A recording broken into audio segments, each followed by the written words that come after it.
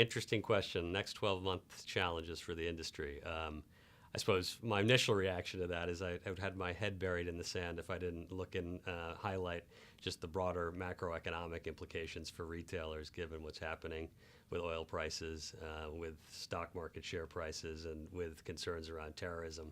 Only because I think the industry is inevitably impacted by overall sentiment, and in particular the result that has on people's willingness to spend and disposable income. So I think that needs to have some clarity, I think, for people to feel good about retail generally. I think more broadly speaking, and perhaps more relevant here in the U.S. than in other jurisdictions, is obviously the continued decline in footfall is going to be a major focus, I assume, which inevitably will require retailers to continue to think about new ways of acquiring customers, retaining customers, and engaging them. Inevitably, I think that means online will continue to be in the forefront of people's thinking. But I really think it goes beyond that. I think it goes beyond thinking about how one differentiates itself, how one thinks about their property portfolios in a more scrutinizing way, to think about really what does the model mean, not just for this year, but for years to come. Because it does feel like we continue to hit these inflection points in the industry as different segments go through different things. So I expect footfall, like for like, and performance to continue to be big challenges that people deal with.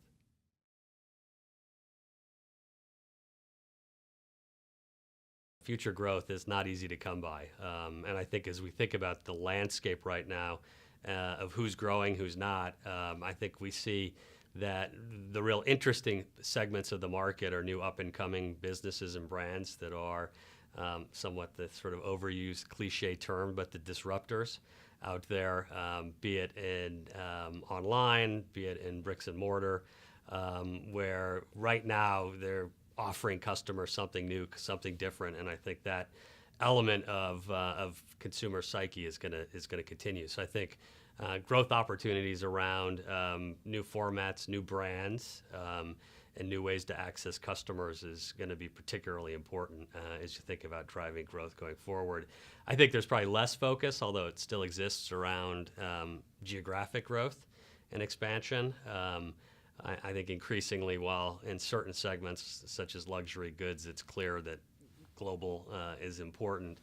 In other areas of retail, people, I think, have really struggled in order to capture that. So I think there's opportunity, but I think the operational challenges and the track record of unsuccessful forays makes that much, much more difficult to get your head around. So I think people have got to look locally, think about who they're really targeting, and sharpen the messaging to that customer, and sharpen the range and the assortment to make it happen.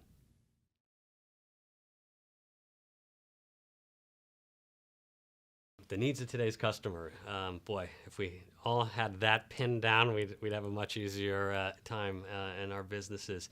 I suppose what we're seeing more and more are a few different themes around what's driving customer engagement. Absolutely, and this is probably well publicized, but the entertainment element of shopping, and frankly, the entertainment draw around just spend, whether or not that's on product or it's on experience. So I think that really is key, is how do you get that engagement if it is in stores, and make certain that you're giving customers something new, unique, and different, and engaging them in a service-oriented way. I think today as well, customers are much more discriminating, particularly the millennials, around whatever the various attributes are, be it value, be it sustainability and messaging and corporate ethos.